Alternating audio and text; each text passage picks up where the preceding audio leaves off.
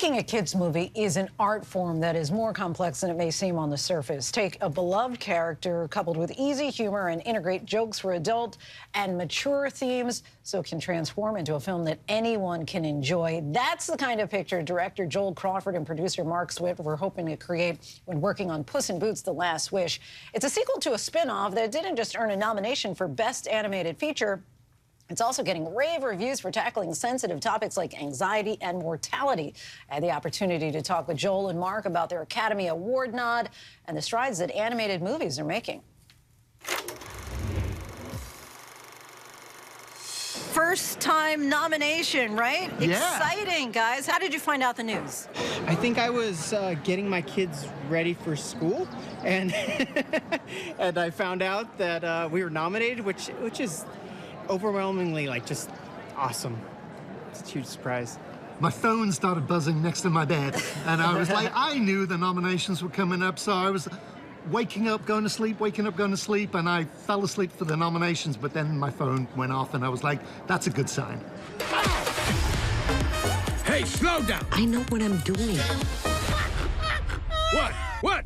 What's funny? Nothing should be funny. You all have both spoken to this before, that animated movies aren't quite taken as seriously. How do you push back on that notion that it doesn't really get its proper respect? Yeah, you know, it's a thing where I think there's been this kind of idea that animated movies are for one kind of audience and are supposed to do one thing in terms of comedy or adventure. And for us, I think you push back by continue to push the boundaries of what animation can do and show audiences that animation can actually deliver some more mature themes. I'm supposed to be a fearless hero, a legend. This is a person party. That's your party. So this is where dignity goes to die.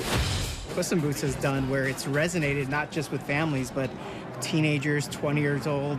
You know, it's been awesome to see the reception it's received. I would say, like, within our movie, we have a Puss gets a panic attack in the movie. Puss, what's wrong?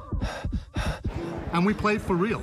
And I think that's a thing that a lot of people in their life go through, and it's amazing how much that's resonated with adults and kids and people who go through panic attacks. Of course, cats are known to have 9 lives. You all managed to really talk about mortality in this movie. Kind of tell me what the intention was, because many people are going to be looked like, oh, you know, this is just for kids, this is kids, but there really is that double meaning. When we approached the project, what excited us was, on the surface, there's kind of this absurdity of a cat on his 9th life, and it feels like a fairy tale. But as in our conversations, we found, like, for us, it's about embracing mortality, and when you do that, you can actually appreciate how special life is. And so, you know, in terms of, like, there's a lot of, like, kind of parallel themes in this story. Some, in a big way, are about vulnerability and taking a character like Puss in Boots, who, you know, has been around for so long, is so iconic, and is almost this kind of superhero, and delving into what's underneath kind of the facade of looking perfect, looking invincible. We don't just think of Puss in Boots as a cat. In us, we were picturing Puss in Boots more as like a rock star, Mick Jagger, Yeah. and kind of treating him like that. And so I think, of course, he's a cat. We have fun with him being a cat, but we treat him like a, you know, a fully fledged rock star and think of him in that way. Tell me about how, because one thing that I've always been impressed, you know, taking my son to go see an animated movie, the ones that really strike me are the ones that they actually have 2 messages. There's like a parallel structure, that he's laughing on one level at a little joke, and the adults are laughing at, you know, the loftier concept. All right, let's get it over with.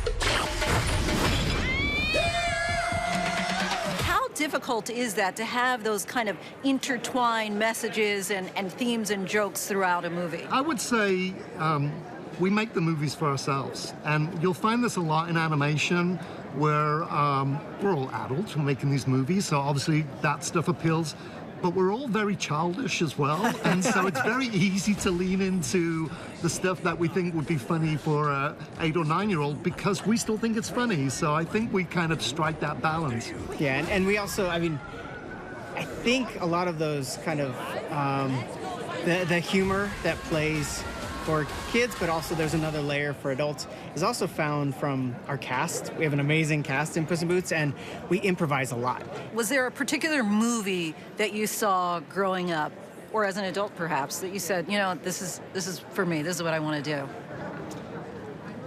Dumb and Dumber. Huh? Pull over! No, it's a cardigan, but thanks for noticing. Really? It was the tongue on the pole? I remember at the age when I went to the theater and saw Dumb and Dumber, there was this experience of a whole theater laughing spontaneously at the same time. And I'm like, I love movies because it's this thing that is so magical, where whether it's laughter, whether it's drama, it's something that human beings from all walks of life are experiencing at the same time because of what you put on the screen. So that one was it was this great visceral reaction. Yeah, I think I grew up when the Disney films were being re-released in movie theaters, and that was always a treat to go and see Pinocchio or Snow White.